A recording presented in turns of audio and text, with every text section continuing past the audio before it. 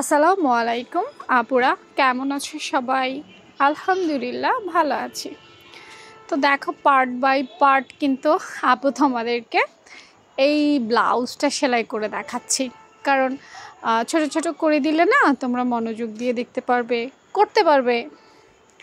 তো গলা এবং নিচের যেই কোমরের অংশ সেটাই সেলাই করার পর এখন আপু ঘুরিয়ে ঘুরিয়ে একদম চারপাশ যতগুলো খোলা খোলা খোলা মাথা আছে বা কাপড়ের অংশ আছে সবটা সেলাই করে নেব।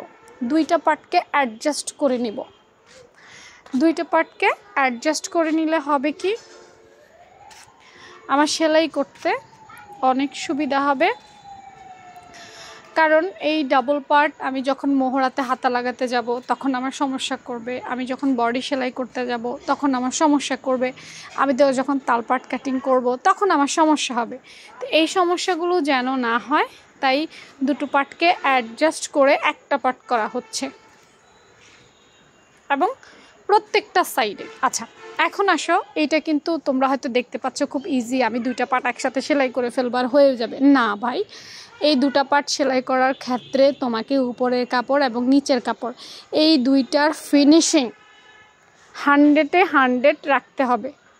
মনে করো সেলাই করতে গেলে এক পাশ একটু বাঁকা হয়ে গেল, এক পাশ একটু তেড়া হয়ে গেল, ভাই এটাতে কিন্তু হবে না। ভেতরে কোনো কাপড় কুঁচকে যাবে অথবা কোনো কাপড় ফুলে যাবে। বারবার বলছি, এই পুরো আস্তরের ব্লাউজ মানেই হচ্ছে ফিনিশিং। ফিনিশিং তোমাকে ধরে রাখতেই হবে। দরকার হলে পিন ব্যবহার করো, হ্যাঁ, অর্থাৎ কোনো জায়গা দিয়ে যেন কমে অথবা কোনো জায়গা দিয়ে যেন বেড়ে না যায়, কোনো জায়গায় যেন ফোলা না আসে। একটা মোহরা ধরো ছোট হয়ে গেল, একটা মোহরা বড় হয়ে গেল, তাহলে কিন্তু ঝামেলায় পড়বে নিশ্চিত।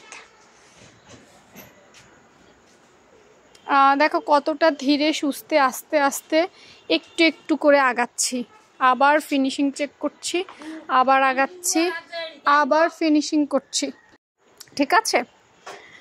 তো এই সতর্কতাগুলো যদি আমরা অবলম্বন না করি, ওই যে বললাম, আমাদের ব্লাউজ এক সাইডে হয়তো টানবে, হয়তো এক সাইডে চলে আসবে, সরে যাবে। তো কাজ আসলে অত কঠিন না, কিন্তু খুব যত্ন সহকারে কাজগুলো করতে হয়। তা আপুর মোটামুটি শেষ। ঠিক আছে, তো আবার নেক্সট স্টেপ আপু আরেকদিন দিব, সেটার জন্য অপেক্ষা করো। আজকে মেশিনটা খুব ডিস্টার্ব করছে, তারপরেও কাজ করেই যাচ্ছি। তা মোরা পুরা ভালো থেকো, আল্লাহ হাফেজ।